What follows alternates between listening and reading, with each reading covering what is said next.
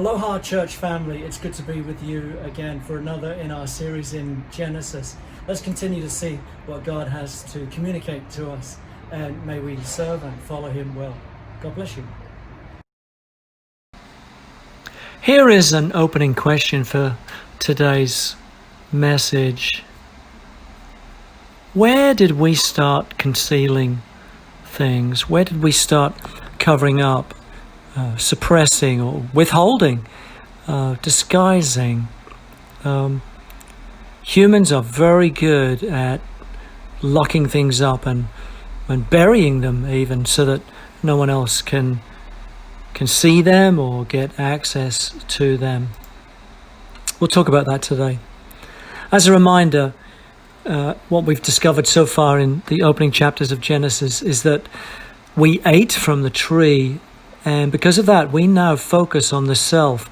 That spiritual relational connection with God is broken, and that's all we can do now is focus on the self. It's like we've locked that in. We focus on restrictions. You hear anything good, we're always looking out for but what's the bottom line? We don't trust God, actually. And this is the God who desires us. Read through James, read through Exodus. You'll get a very strong sense that we actually don't trust God. Why do I say that? Because we trust ourselves. We really do. We think that we're the king of our kingdom, the queen of our land. And it's because we want to be like God. Not in the sense of having goodness, but we want to be God. And what we did was we believed the lie. We are. It's not so much that we're gullible; it's that we put our faith. We put our faith in an untruth, and because of that, we become the devil's children. Read John 5 and later, and it's patently obvious that as we glory in ourselves, as we build our own kingdoms, we are really, were really the children of the devil. Paul makes that the case in Ephesians 2. And we're still in this behavior, habit, mode. We want to reverse God's created order. He has a created order, and we want to keep changing that. Just look at the world, the humanity today, how they change everything. So as I asked at the beginning, where did humans begin hiding? I think we can look at this verse, Genesis 2:25. And the man and his wife were both naked and were not ashamed. See, that's how it was in the beginning. Isn't that a great statement? We have such, warped, disjointed views of our body. But there was a time where we were not ashamed. There was no shame in who we were. But now we, because of sin entering in, we have this great cover-up. Let's look at this verse to show that that's the case. Genesis 3:7. Then the eyes of both were opened, and they knew that they were naked. And they sewed fig leaves together and made themselves loincloths. So once they partook of that tree of the knowledge of good and evil, knowledge of good and knowledge of evil flooded in and overwhelmed their mind, their heart, all of their actions. And they now know that they are naked. So they immediately try to cover up. Verse 8, chapter 3:8, and they heard the sound of the Lord God walking in the garden in the cool of the day, and the man and his wife, here we go, they hid themselves. So not only have they sewed cloth, but now they're hiding themselves. Hiding themselves from what? From the presence of the Lord God. And here's the third level of hiding.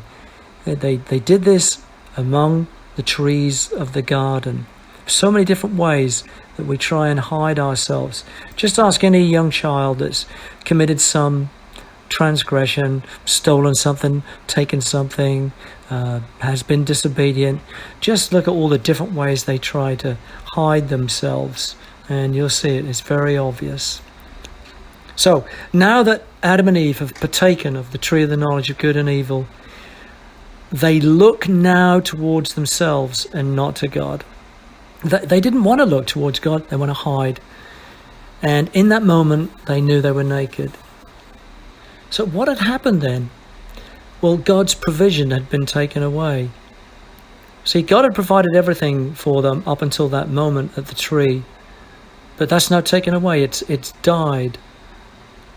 And if you want to think of it this way, Adam and Eve wanted to hold up a mirror to themselves, but they no longer found God. They just found themselves. And it's not beautiful. It's not beautiful because the relationship has died. And so they cover themselves up. And because of that, they now experience fear arising from guilt. And we can see this throughout humanity, even today. Fear arises from this guilt. It's an inherent, fundamental, basic element, more than an element. It pervades our whole lives. And so we end up with this. We end up with distanced relationships and fear and shame. People say, oh, well, he's a loving person and he does good and so forth. But any man or woman who doesn't have a relationship with God has a distanced relationship, separate from God. And there will always be, no matter how, nice of a person they are, there will always be that sense of fear and shame because only God can provide for us. And fear and shame, they separate us from an open, transparent relationship that we should have with God. And of course, in fear and shame, we will do everything to avoid personal responsibility. Guess what? I can see that. Just give me a week ahead, and if you followed me, I'd be able to show you the avoidance of personal responsibility in something.